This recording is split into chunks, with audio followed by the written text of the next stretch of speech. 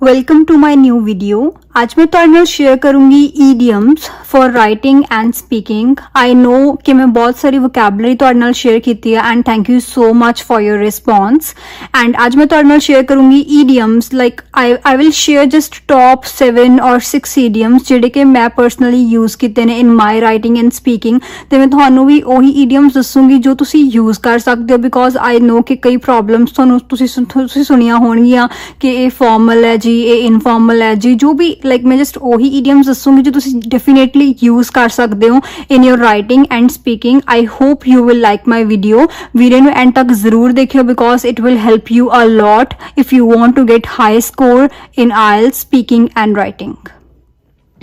ਸੋ ਮੇਰਾ first idiom ਹੈ ਜੀ ਕਮਸ ਇਨ ਇਮੈਂਸਲੀ ਹੈਂਡੀ।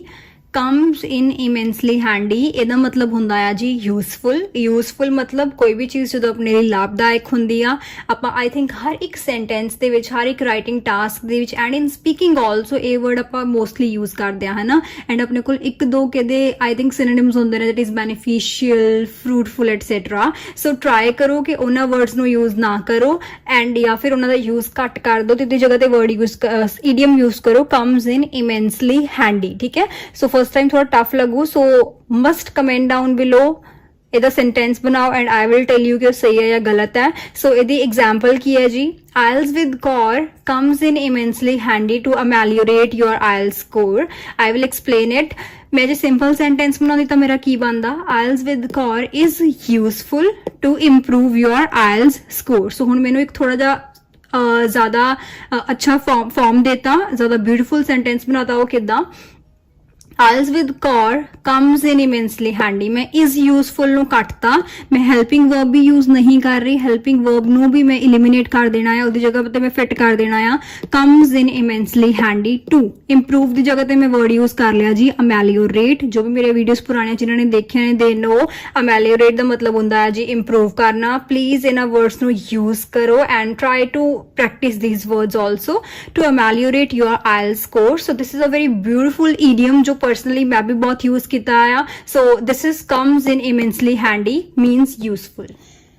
मेरा नेक्स्ट ईडियम है जी to nip the problem in the bud. It's BUD to nip the problem in the bud. ਇਹਦਾ ਮਤਲਬ ਹੁੰਦਾ ਹੈ ਜੀ ਕਿਸੇ ਵੀ ਪ੍ਰੋਬਲਮ ਨੂੰ ਜਿਵੇਂ ਆਪਾਂ ਪੰਜਾਬੀ ਚ ਕਹਿੰਦੇ ਆ ਕਿਸੇ ਵੀ ਬਿਮਾਰੀ ਨੂੰ ਉਹਦੀ ਜੜ ਤੋਂ ਹੀ ਖਤਮ ਕਰ ਦੇਣਾ, ਉਹਦਾ ਮੀਨਿੰਗ ਹੁੰਦਾ ਹੈ to nip the problem in the bud. ठीक है जी। जिदा यू नो बड का मतलब की होंदा ਜਦੋਂ ਵੀ ਕੋਈ ट्री ग्रो करता आ, ਜਦੋਂ स्टार्ट करता है ग्रो करना दैट्स कॉल्ड बड है ना। तो इट मीन ਜਦੋਂ ਕੋਈ ਬਿਮਾਰੀ ग्रो हो रही है ना ਉਹਨੂੰ ਉੱਥੇ ਹੀ ਖਤਮ ਕਰ ਦੇਣਾ, ਉੱਥੇ ਆਪਾਂ यूज करते हैं। मेनली मैं ਤੁਹਾਨੂੰ एग्जाम्पल दी है इत्थे राइटिंग टास्क 2 ਦੀ ਇੱਕ टाइप ਦੀ। ਤੁਸੀਂ ਇਹਨੂੰ ਸਪੀਕਿੰਗ 'ਚ ਵੀ ਯੂਜ਼ ਕਰ ਸਕਦੇ ਹੋ। ਸਪੀਕਿੰਗ 'ਚ ਕਿੱਥੇ? ਸਪੀਕਿੰਗ ਦੇ ਵਿੱਚ ਜਦੋਂ ਆਪਾਂ ਕਿਸੇ ਸੋਸ਼ਲ ਇਸ਼ੂ ਦੀ ਗੱਲ ਕਰਦੇ ਹਾਂ, ਮੰਨ ਲਓ ਫੀਮੇਲ ਫਿਟੀਸਾਈਡ ਹੋ ਗਿਆ ਹੈ ਨਾ, ਔਰ ਇਨਵਾਇਰਮੈਂਟਲ ਇਸ਼ੂ ਜਿੱਦਾਂ ਕਿ ਪੋਲਿਊਸ਼ਨ ਚੱਲ ਰਿਹਾ ਹੈ ਜਾਂ ਫਿਰ global warming, any kind of these kind of problems ਹੈ ਨਾ, ਜਿੰਨੀਆਂ ਵੀ ਇਹਦੇ ਰਿਗਾਰਡਿੰਗ ਜਦੋਂ ਤੁਸੀਂ ਗੱਲ ਕਰਦੇ ਹੋ ਉੱਥੇ ਤੁਸੀਂ ਇਸ ਈਡੀਅਮ ਨੂੰ ਯੂਜ਼ ਕਰ ਸਕਦੇ ਹੋ ਕਿ ਇਸ ਬਿਮਾਰੀ ਨੂੰ ਜੜ ਤੋਂ ਖਤਮ ਕਰਨ ਲਈ ਆਪਾਂ ਕੀ ਕਰ ਸਕਦੇ ਹਾਂ ਹੈ ਨਾ। ਸੋ ਮੇਨਲੀ ਮੈਂ ਤੁਹਾਨੂੰ ਐਗਜ਼ਾਮਪਲ ਦਿੱਤੀ ਹੈ ਰਾਈਟਿੰਗ ਟਾਸਕ 2 ਦੀ ਟਾਈਪ ਹੈ ਪ੍ਰੋਬਲਮਸ ਐਂਡ ਸੋਲਿਊਸ਼ਨਸ ਐਸੇ। ਸੋ ਇੱਥੇ ਕੀ ਹੁੰਦਾ ਆ BP1 ਦੇ ਵਿੱਚ ਆਪਾਂ ਲਿਖਦੇ ਹਾਂ ਪ੍ਰੋਬਲਮਸ। ਮੰਨ ਲਓ ਮੇਰਾ ਕੁਐਸਚਨ ਹੈ ਕਿ ਇਨਵਾਇਰਮੈਂਟ ਕਿਹੜੀਆਂ ਪ੍ਰੋਬਲਮਸ ਫੇਸ ਕਰ ਰਿਹਾ ਹੈ ਨਾ, ਤਾਂ ਆਪਾਂ 1 ਜਾਂ 2 ਇੱਥੇ ਪ੍ਰੋਬਲਮਸ ਲਿਖਤੀਆਂ। ਦੈਨ ਜਦੋਂ BP2 ਸਟਾਰਟ ਕਰਨਾ ਆ ਜਿੱਥੇ ਦੇ ਸੋਲਿਊਸ਼ਨਸ ਆਪਾਂ ਲਿਖਦੇ ਡੈਫੀਨੇਟਲੀ ਤੁਸੀਂ ਇਦਾਂ ਹੀ ਕਰਦੇ ਹੋ, ਪਹਿਲਾਂ ਪ੍ਰੋਬਲਮਸ ਦੈਨ ਸੋਲਿਊਸ਼ਨਸ। ਸੋਲਿਊਸ਼ਨ ਦੇ ਵਿੱਚ ਜੋ ਸੋਲਿਊਸ਼ਨ ਵਾਲਾ BP2 ਸਟਾਰਟ ਕਰਨਾ ਹੈ ਨਾ ਤੁਸੀਂ ਉੱਥੇ ਹੀ ਇਸ ਈਡੀਅਮ ਨਾਲ ਸਟਾਰਟਿੰਗ ਕਰ ਸਕਦੇ ਹੋ। ਫਸਟ ਤਰੀਕਾ ਕਿੱਦਾਂ ਆਪਾਂ ਯੂਜ਼ ਕਰ ਸਕਦੇ ਹਾਂ। ਸੋ ਮੈਂ ਆਪਣਾ BP2 ਸਟਾਰਟ ਕਿੱਦਾਂ ਕਰੂੰਗੀ to nip the problem in the bud government should do something है ना। पहला ही मैं ईडियम लिखता, देन मैं अपना सेंटेंस लिखता, मेरा जो भी आइडिया है जो भी मेरा सॉल्यूशन है, इदा मैं अपने BP2 ਨੂੰ स्टार्ट कर सकती हाँ या होर किद्दां ਆਪਾਂ ਇਹਨੂੰ यूज कर सकते हैं। पहला मैं लिखता BP2 ਦੀ ਸਟਾਰਟਿੰਗ ਦੇ ਵਿੱਚ ਸੋਲਿਊਸ਼ਨਸ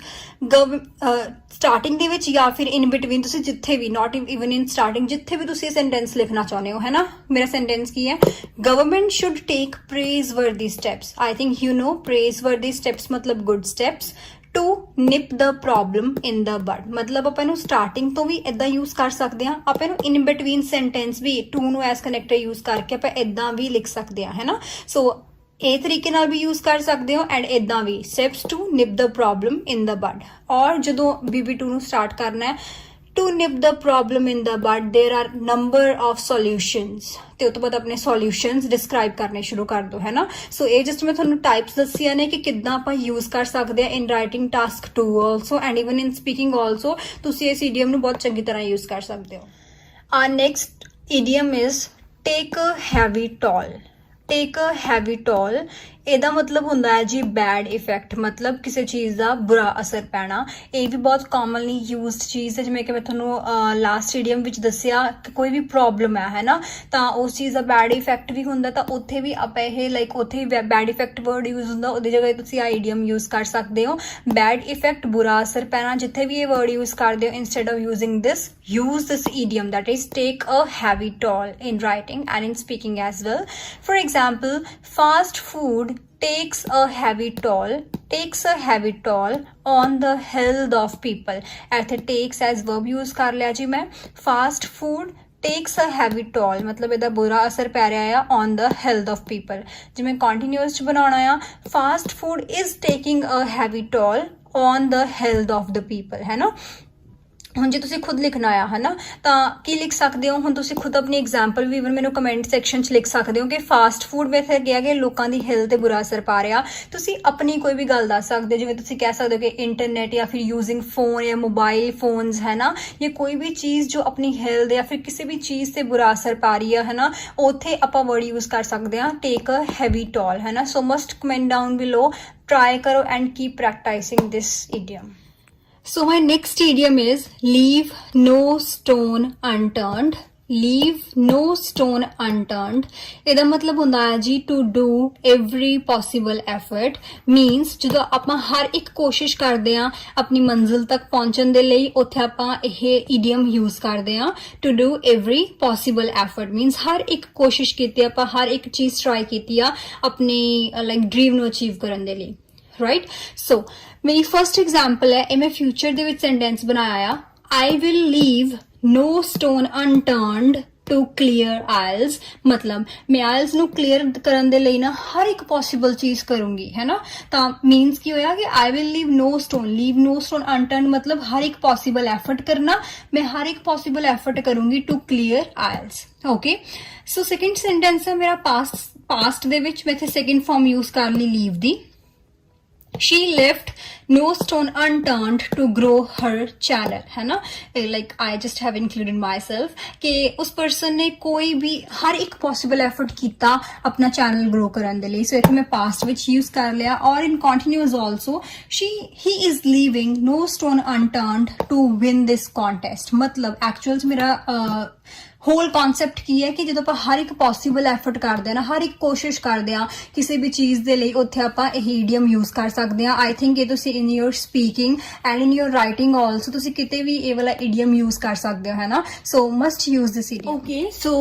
ਆਫਟਰ ਥੀਸ ਈਡੀਅਮਸ ਇੱਕ ਕੁਐਸਚਨ ਅਰਾਈਜ਼ ਹੁੰਦਾ ਹੈ ਕਿ ਮੈਮ ਕਿ ਅਸੀਂ ਇੱਕ ਟਾਸਕ ਦੇ ਵਿੱਚ ਕਿੰਨੇ ਈਡੀਅਮ ਲਿਖੀਏ ਜੇ ਮੇਰੇ ਕੋਲ 100 ਈਡੀਅਮਸ ਨੇ ਉਹਦੇ ਵਿੱਚੋਂ ਮੈਂ ਕਿੰਨੇ ਈਡੀਅਮਸ ਆਪਣੇ ਟਾਸਕ ਦੇ ਵਿੱਚ ਲਿਖਾਂ so in my opinion use 2 or 3 idioms in one task ਇੱਕ ਟਾਸਕ ਦੇ ਵਿੱਚ 2 ਤੋਂ 3 idiom ਬਹੁਤ ਹੁੰਦੇ ਨੇ more than enough ਨੇ ਕਿਉਂਕਿ ਆਪਾਂ ਆਪਣੀ ਰਾਈਟਿੰਗ ਟਾਸਕ ਦੇ ਵਿੱਚ 5 ਤੋਂ 6 vocabulary word ਐਡ ਕਰ ਰਹੇ ਹਾਂ 2 ਤੋਂ 3 ਮੈਂ idiom ਵੀ ਐਡ ਕਰ ਰਹੇ ਹਾਂ ਪਲੱਸ ਮੇਰਾ ਆਈਡੀਆ ਆ ਉਹਦੀ ਇਲੈਬੋਰੇਸ਼ਨ ਹੈ ਮੈਂ ਆਪਣੇ ਐਗਜ਼ਾਮੀਨਰ ਨੂੰ ਇਨਫ ਐਕਸਪ੍ਰੈਸ ਕਰਦਾ ਕਿ ਮੈਨੂੰ ਬਹੁਤ ਕੁਝ ਪਤਾ ਹੈ ਇੰਗਲਿਸ਼ ਬਾਰੇ ਰਾਈਟ ਸੋ ਟਰਾਈ ਕਰੋ ਕਿ ਇਨ 2 ਜਾਂ 3 idiom ਇਨਫ ਹੁੰਦੇ ਨੇ ਜ਼ਿਆਦਾ idioms ਲਿਖਣ ਦੀ ਲੋੜ ਨਹੀਂ ਆ ਉਹਦੇ ਨਾਲ ਸੈਂਸ ਘਟਣ ਲੱਗ ਜਾਂਦੇ ਤੁਹਾਡੇ ਐਸੇ ਦੀ ਹੈ ਨਾ ਕਿਉਂਕਿ ਆਪਾਂ ਨਾਰਮਲ ਇੰਗਲਿਸ਼ ਵੀ ਇਲੈਬੋਰੇਟ ਕਰਨਾ ਹੁੰਦਾ ਹੈ ਸੋ 2 ਤੋਂ 3 ਈਡੀਅਮ ਇਨਫ ਹੁੰਦੇ ਨੇ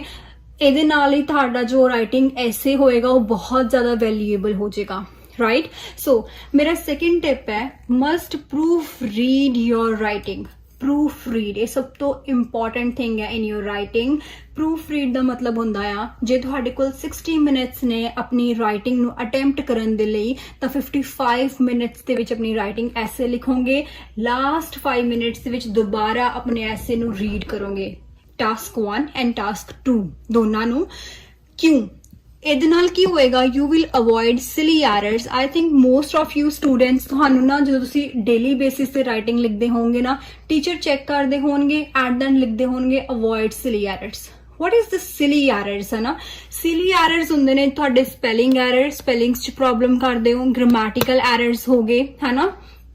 ਸਿਲੀ ਐਰਰਸ ਇਦਾਂ ਦੇ ਐਰਰ ਹੁੰਦੇ ਨੇ ਜੋ ਬੱਚੇ ਨੂੰ ਪਤਾ ਹੁੰਦੇ ਨੇ ਬਟ ਉਹ ਫੇਰ ਵੀ ਗਲਤੀ ਕਰਦਾ ਆ ਕਿਉਂ ਕਰਦਾ ਆ ਕਾਲੀ ਦੇ ਵਿੱਚ ਉਹਨੂੰ ਫਾਸਟ ਜਲਦੀ ਕਰਨਾ ਹੁੰਦਾ ਪਰਸਨ ਨੇ 60 ਮਿੰਟਸ ਦੇ ਵਿੱਚ 2 ਐਸੇ ਲਿਖਣੇ ਹੁੰਦੇ ਨੇ ਤਾਂ ਜਲਦੀ ਦੇ ਵਿੱਚ ਆਪਾਂ ਬਹੁਤ ਸਾਰੇ ਮਿਸਟੇਕਸ ਕਰ ਦਿੰਦੇ ਆ ਇਵਨ ਆਈ ਥਿੰਕ